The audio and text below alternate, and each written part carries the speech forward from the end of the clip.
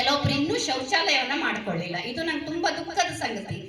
ಏನಂದ್ರೆ ನಾವು ನಮ್ಮ ಸ್ವಚ್ಛತೆ ಮಾತಾಡ್ತೇವೆ, ನಾವು ಇವತ್ತೆಷ್ಟು ಚಂದ ಮಾಡಿ ಬಂದಿದ್ದೇವೆ ನೋಡಿ ಅಲ್ವಾ. ಆದ್ರೆ ನಾವು ಮನೆಯಲ್ಲಿ ಶೌಚಾಲಯವನ್ನು ಇಟ್ಕೊಳ್ಬೇಕು. ಶೌಚಾಲಯವನ್ನು ಬಳಸಲಿಲ್ಲ ಆದ್ರೆ ಆರೋಗ್ಯದ ಮೇಲೆ ತುಂಬಾ ಸಮಸ್ಯೆ ಸಬಲೀಕರಣ.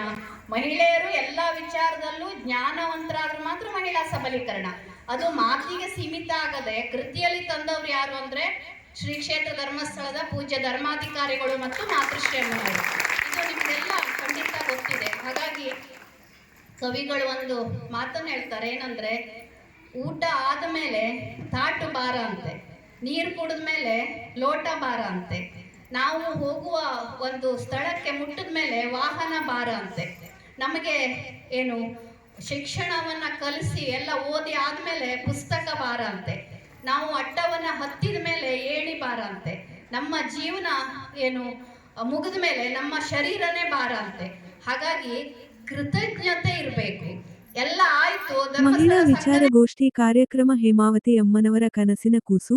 ಎಲ್ಲಾ ಜ್ಞಾನ ವಿಕಾಸ ಕೇಂದ್ರಗಳನ್ನು ಉತ್ತಮವಾಗಿ ನಡೆಸಿಕೊಂಡು ಸಂಘದ ನಿರ್ವಹಣೆಯನ್ನು ಉತ್ತಮವಾಗಿ ಮಾಡಿದಲ್ಲಿ ಯೋಜನೆಯ ಸೌಲಭ್ಯ ಪಡೆಯಲು ಸಾಧ್ಯವಾಗುತ್ತದೆ ಎಂದು ಶ್ರೀಮತಿ ನಾಗರತ್ನ ಹೆಗಡೆರವರು ಹೇಳಿದರು.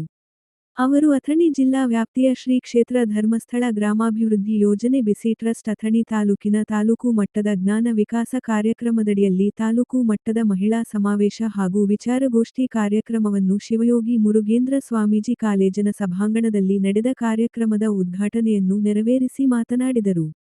ಜ್ಞಾನ ವಿಕಾಸ ಕಾರ್ಯಕ್ರಮದಲ್ಲಿ ಸಂಪನ್ಮೂಲ ವ್ಯಕ್ತಿಗಳಾಗಿ ಶ್ರೀಮತಿ ಗೀತಾ ಬಾ. ಕಾಂಬಳೆರವರು ಮಾತನಾಡಿ, ಧರ್ಮಸ್ಥಳ ಗ್ರಾಮಾಭಿವೃದ್ಧಿ ಯೋಜನೆಯ ಮೂಲಕ ಆರ್ಥಿಕ, ಶೈಕ್ಷಣಿಕ, ಸಾಮಾಜಿಕ ಸೌಲಭ್ಯವನ್ನು ಪಡೆದು ಮಹಿಳೆಯರು ಸ್ವಾವಲಂಬನೆ ಜೀವನ ನಡೆಸಲು ಅನುಕೂಲವಾಗಿದೆ ಎಂದರು.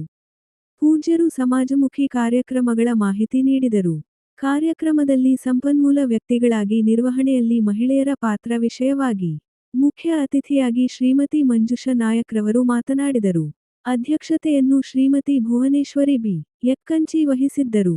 ತಾಲೂಕಿನ ಯೋಜನಾಧಿಗಳಾದ ರಜಬಾ ಅಲಿರವರು ಸ್ವಾಗತಿಸಿ ಪ್ರಾಸ್ತಾವಿಕವಾಗಿ ಮಾತನಾಡಿ ಮಹಿಳಾ ವಿಚಾರಗೋಷ್ಠಿ ಕಾರ್ಯಕ್ರಮದ ಬಗ್ಗೆ, ಯೋಜನೆಯ ಕಾರ್ಯ ವೈಖರಿಯ ಬಗ್ಗೆ ಮಾಹಿತಿಯನ್ನು ನೀಡಿದರು. ಕಾರ್ಯಕ್ರಮ ನಿರೂಪಣೆಯನ್ನು ಸದಾನಂದ ಮಾಡಿಗ್ಯಾಳ ಮಾಡಿದರು. ಜ್ಞಾನವಿಕಾಸ ಕೇಂದ್ರದ ಮಹಿಳೆಯರಿಗೆ ಸಾಂಸ್ಕೃತಿಕ ಕಾರ್ಯಕ್ರಮಗಳ ಸ್ಪರ್ಧೆಯನ್ನು ಏರ್ಪಡಿಸಿ ವಿಜೇತರಿಗೆ ಬಹುಮಾನ ವಿತರಿಸಲಾಯಿತು. ಕಾರ್ಯಕ್ರಮದಲ್ಲಿ ಒಕ್ಕೂಟದ ಪದಾಧಿಕಾರಿಗಳು, ಜ್ಞಾನವಿಕಾಸ ಕೇಂದ್ರದ ಸಂಯೋಜಕರು ಮತ್ತು ಮೇಲ್ವಿಚಾರಕರು ಮತ್ತು ಸೇವಾ ಪ್ರತಿನಿಧಿಗಳು ಮತ್ತು ಕೇಂದ್ರದ ಸದಸ್ಯರು ಉಪಸ್ಥಿತರಿದ್ದರು.